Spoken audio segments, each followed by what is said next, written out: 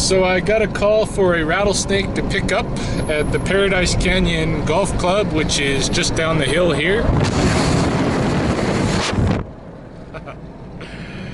Yeah, these guys have their own snake grabber and a bucket that I've given them, and so all I do with them is I switch out the buckets.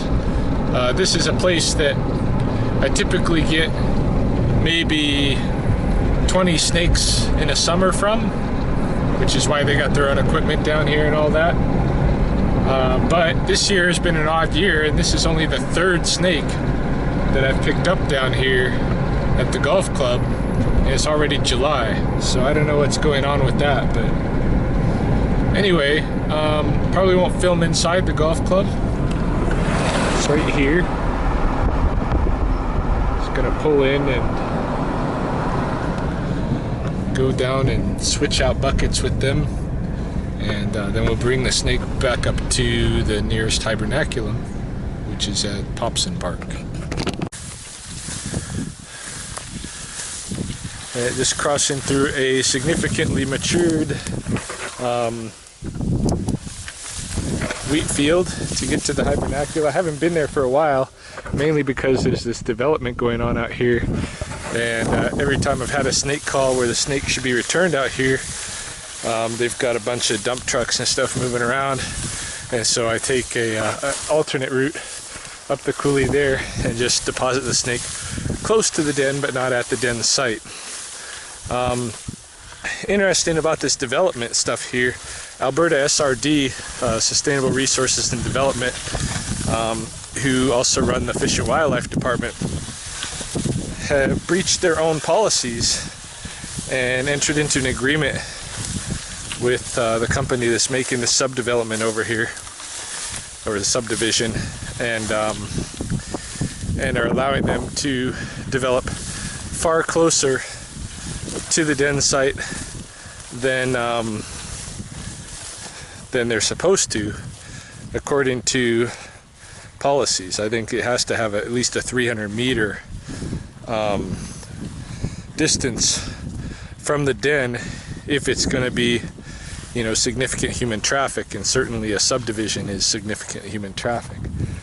300-meter subdivision, or 300-meter distance, is quite a bit different than the scenario that we got going on here, because they're building, you see right over there, and I think they plan to come all the way to the edge of this field here, all the way to the edge of this wheat field.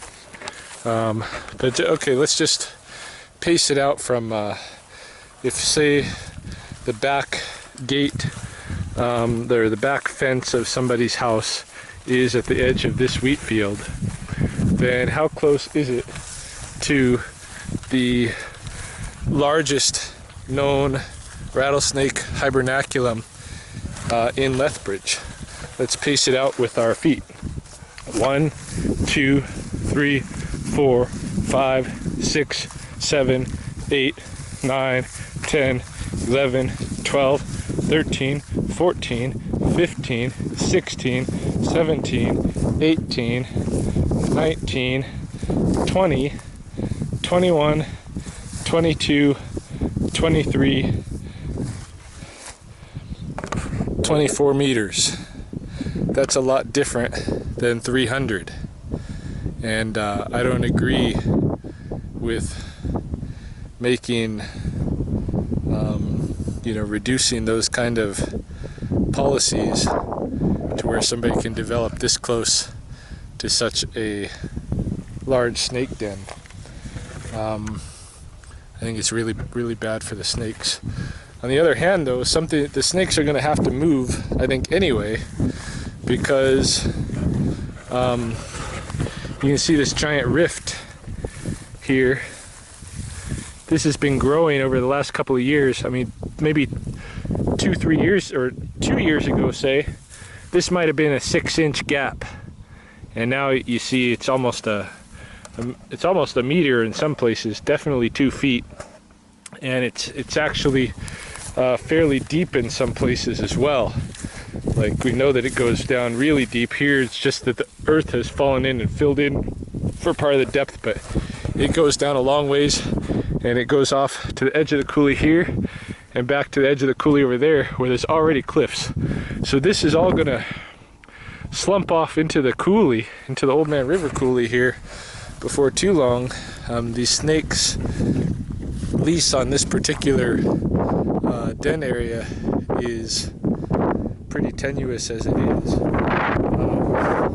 There's actually not just one den here, but probably about a dozen hibernacula in one complex, so it's a pretty big site.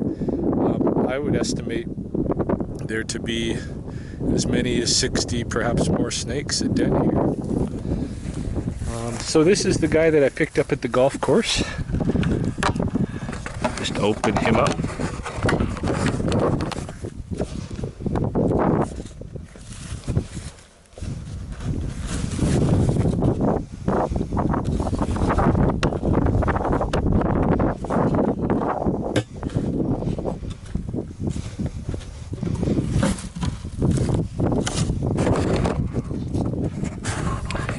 Pretty little rattlesnake. Try to get a little bit of better look at him. Yeah, he's pretty scared. I won't mess with him too much. See that spot right there where the pattern breaks? That's what I look for identification purposes. So I'm going to take a picture of him and make sure that that spot's in there and compare it against the other snakes that I already have in our photo database. Let's see the tail. Sometimes it's real obvious from the tail end whether we got male or female. This one, I'm guessing, is probably a female, because that end bit after the cloaca is not very long. So I'm guessing female, but there's no way to tell for sure without a probe, and I don't like to do that kind of thing to them. So I'm going to take a picture of him and then release him here. It did really good for the photograph, and we'll let her out right here.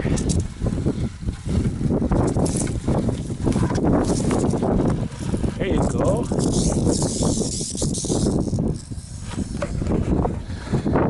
Okay, that's another snake that's safe from the scare.